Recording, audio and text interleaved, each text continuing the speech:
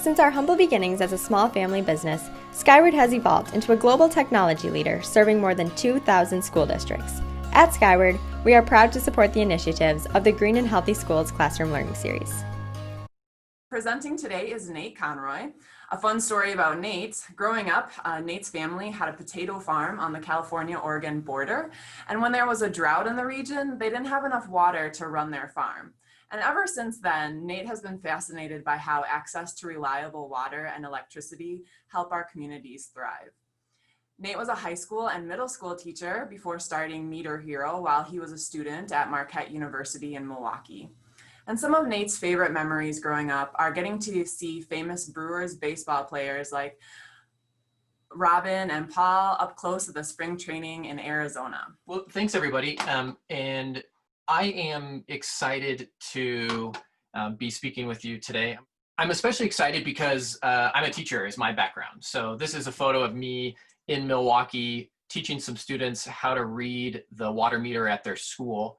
And I wish I could be obviously in your classrooms and with you in person today, but this will be the best we can do. So teachers, I sent out recently an email to you with a copy of today's presentations just to help students be able to click on links and access all the resources we have here. The plan today is I'm going to tell you a little bit about how we empower students to think about energy efficiency at their home. We're going to learn about the #1 tool to help your home be more energy efficient, and that's your meter. We're actually going to have you go see if you can't find it real quick and report back to us about what you found and what your experience was like. And then we're going to learn about 5 strategies to help your home save electricity and natural gas. And then we're going to have you explore a bit and let us know which of those strategies you think might be a good fit, as well as address any questions that you have. So hopefully today will be a mix of some video, some of me talking, but mostly a lot of you actually putting into practice what you're learning. Let's go ahead and get started. Okay, so first of all, so when I was a student at Marquette University, a teacher and myself started a little something called Meter Hero. This is a bigger program that we do at the high school and middle school level with schools around the country, and is something that we do with a lot of schools in Wisconsin. The basic idea here is that all of us, whether we live in apartment buildings or in homes or at our schools, at all those places, there are meters, water meters, electricity meters, natural gas meters that are measuring how much water and energy we use. And we can be empowered to look at that data and act like real world engineers and scientists and put into practice efficiencies, best practices that we've learned about. So here's a photo of Jelson. Jelson was the first intern that we had in Milwaukee, and he actually went and studied the energy and water consumption of a tapas restaurant where he worked, and was able to, as a student, was able to find some massive ways that those different restaurants in Milwaukee could be more efficient. And so this idea has really come from you as students who we know have a desire to act on the information that you get right now and put it into practice. So you're today joining the likes of Jelson and others who have already improved their communities and their families' situation by taking a look at utility data. More resources online. Teachers, we can get this stuff to your students if there is interest going forward. Just let us know. So first of all, I want to find out a little bit about you.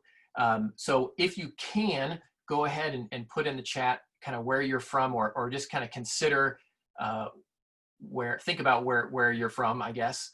Think about how your community, what in your community uses electricity, natural gas. And if you can in the chat, go ahead and put in where you're from. Leslie, if you see any results of that, let me know.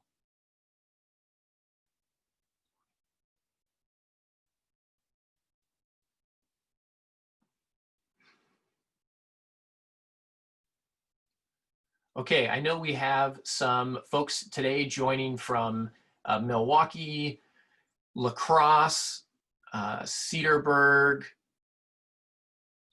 Excellent. Okay, and a lot of other places in Wisconsin and others as well. So Madison, great, awesome. Next question is, generally when we think about energy efficiency at home, or just energy efficiency in general, we think about being the type of person who wants to reduce waste, right? Energy efficiency is not necessarily just about sacrificing, like living in the dark the whole time, but doing what we already do using less energy. And so I want you to think about, to you, what's the main motivation about being the kind of person that reduces energy waste? Is it number one, to help out the environment? Is it maybe number two, to save money on your utility bills, for example? Or is it number three, maybe an idea you hadn't thought of, which is to sort of be on the side of the STEM professionals who work every day as a team to make sure that our communities get the energy and resources that they need to thrive. Victoria, are we able to see any responses to these questions?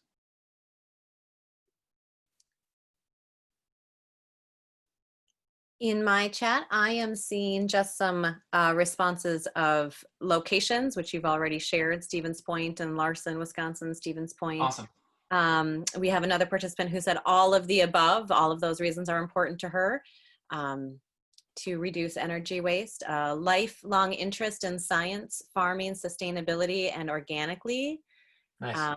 All of the above to help the environment. Excellent. Excellent. I know we have some folks joining us too on YouTube Live. So if you're in your classroom or with your students, you know, that's something you can discuss as well. Kind of what is that main motivation? Because for all of us, it's a little different. In terms of the first one, helping the environment, I want to be kind of vulnerable to you all and say that since I'm from the state of Oregon, and since I lived in Milwaukee for the past 8 years, but recently moved back to Oregon to be near family. And 2 nights ago, one of my family's properties, a little cabin that the family has had for 60 years, burned up in a wildfire.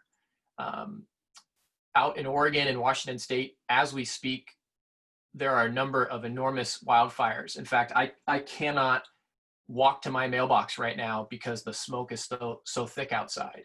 And so for me personally, and I know for many of you, we know that climate change is affecting things like wildfires, and part of the way that we can help make a difference is by reducing our impact by being more energy and water efficient. And so, you know, this is a powerful motivation for many of us, and I bet many of you share that as well. Also, we talk about saving money.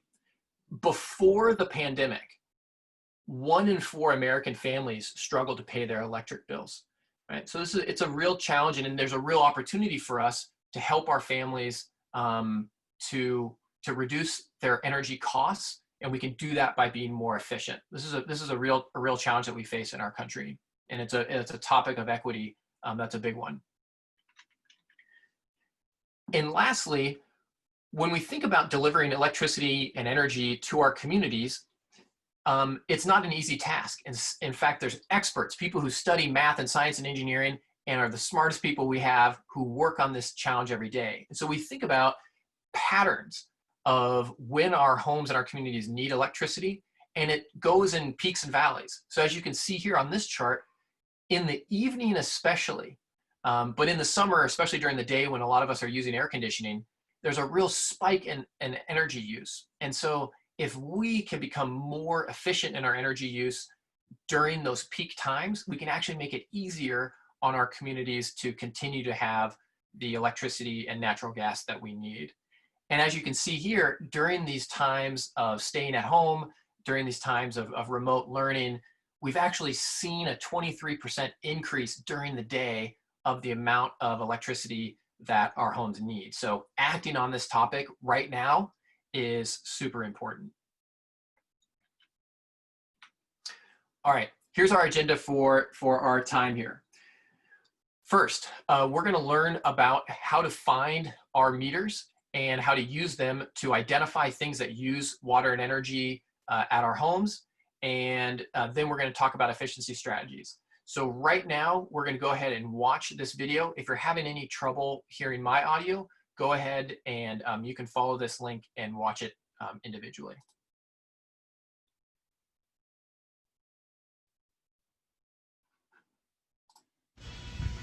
Let's go ahead and find the water meter. Now, finding the water meter is important even if you're not tracking water, because when our homes use hot water, we're actually using electricity or natural gas to heat up that water. This water meter is located outside near the street, and it's in a container with a lid on top that says water meter.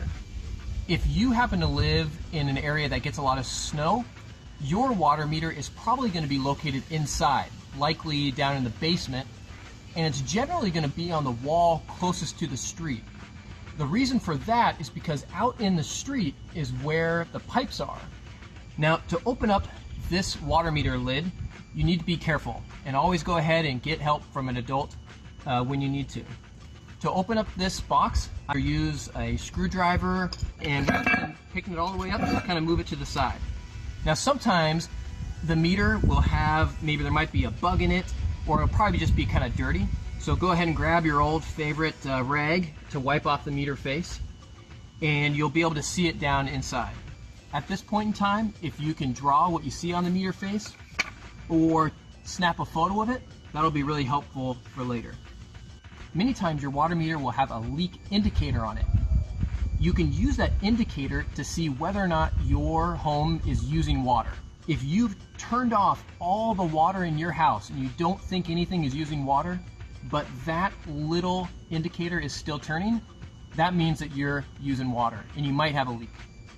Some students, because they have a well, or maybe they're in an apartment building or a duplex, may not have access to a water meter, and that's okay. There's plenty of options for you to participate. Before you think that you don't have a water meter, check with classmates.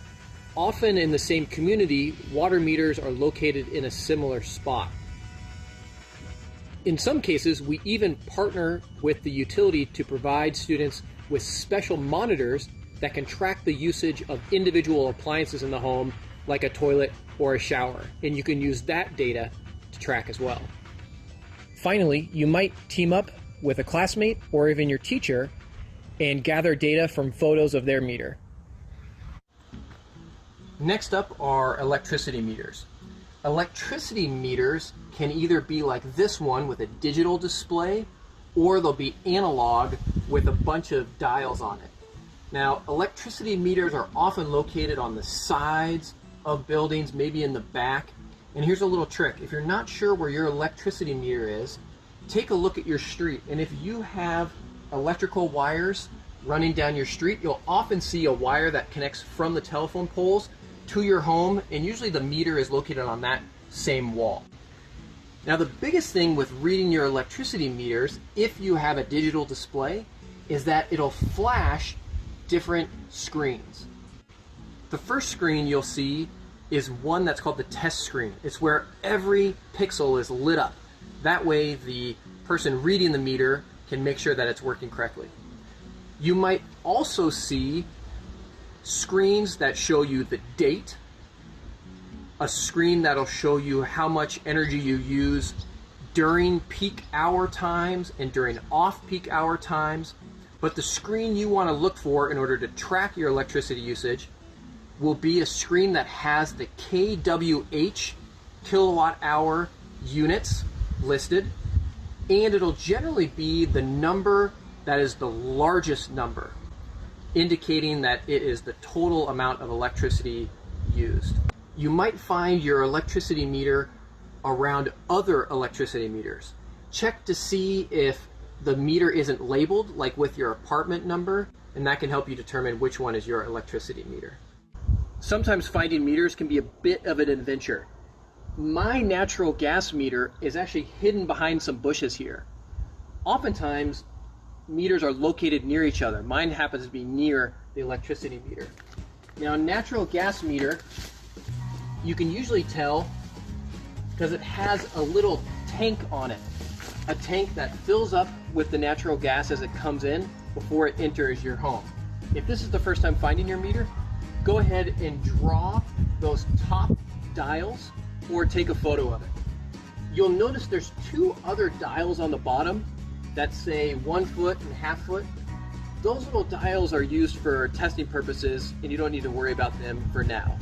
However, you will notice that if you have natural gas being used in your home, say for heating water or for cooking, you'll notice those little dials spinning. If you're in an apartment or in a duplex, there might be a number of meters located next to each other. Look to see if there's maybe written on it your unit number.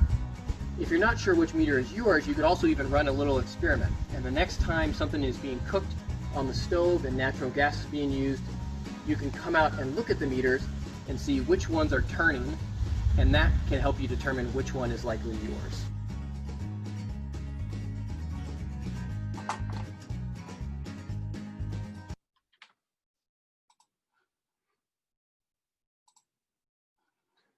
Okay, hopefully many of you were able to watch that little video about how to find your meter. In a little bit, I'm gonna turn you loose to go try to find your meters, and then we'll be here to kind of answer questions or see if you are able to find them. Also, I should mention, most of the utilities in Wisconsin, and actually most around the country, offer some online portals, right, where your family has a free account and you can log in and you can see historical data and get more data about your usage as well. That's another strategy.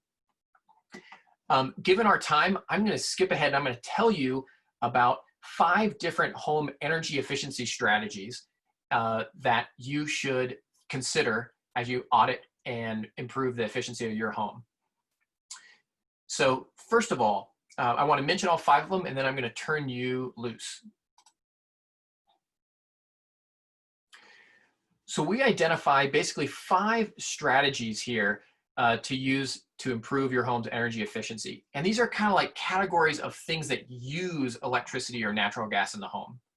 First of all, I'm going to talk, we have ones that talk specifically about water, but I'm going to focus on the ones that can really save a lot of electricity and natural gas. First of all, we talk about lighting spaces efficiently. So if you go to this document, if you were to click on these links here, this will open up a little video that'll tell you, it's about a minute long, and it'll tell you about that strategy. This means, like, how do we light the spaces that we have in a way that uses less electricity? The next strategy is not to overheat your water. Many times, one of the ways that we can save a lot of energy and a lot of energy is to reduce, for example, the temperature of our water heater, but also to make sure that that hot water is not wasted. And again, that'll save water, but also energy. Next, we can think about heating and cooling costs. So this is like things like, how does hot air or cold air come into our home or out of our home? How do we use our thermostat in a smart way where we're not overheating or we're not overcooling? Next, we can think about plug loads. So this is all the energy and electricity used by our appliances, things like dishwashers, washing machines, and things that are plugged in at night that are still pulling energy even when we're not using them. We call those energy vampires. And lastly, we can think about washing efficiently. How do we use less hot water or just less water in general as we wash things, take a shower, wash our clothes, wash our dishes? So at this point in time, teachers and students, what I would suggest is I want you to take the next 5 minutes. I want you to go and try to find your meters. And I also want you to take a look and investigate maybe which of these strategies, maybe it's lighting, maybe it's heating and cooling. Take a look at it, maybe watch one of those videos and think about which one might be a good fit for your home. We'll come back and then we'll have time to talk about these more in detail and answer any questions that you might have. So a question came through about dehumidifiers. One of the strategies that we talk about in terms of energy efficiency is plug load, right? So a dehumidifier is something that plugs into the wall and uses electricity to run. So I'm not a dehumidifier expert. What I would say, a couple things. One is that topic around energy vampires. Like a lot of times equipment, computers, video game consoles, all sorts of things use electricity even when we have them in off mode, right? So something like a dehumidifier might also be pulling electricity even when we're not even using it. And so we can use a power strip, right? Something that we can shut off when we're not using it, and that'll actually cut off power to that device. Or we can unplug it when it's not in use. Something like dehumidifiers as well, something that has a filter in it, oftentimes making sure that we keep those filters kind of up to date can help the product and the motor in it work more efficiently. It's a great question about dehumidifiers. I imagine too, kind of, different models might be more efficient as well. And you can find out that type of information on the back of it. One thing I do want to mention actually related to dehumidifiers, who was that? Thanks, Jen, for that question. In Wisconsin, the utilities partner together with Focus on Energy. Focus on Energy is a program, a series of programs that helps families to become more energy efficient. And so I wanted to highlight here that there are a number of offers, for example, to perhaps help with something like a dehumidifier. If that's an opportunity for your family to become more energy efficient, you can go ahead, and I'll copy these links, and investigate more whether or not there are financial incentives or help available through Focus on Energy for your family.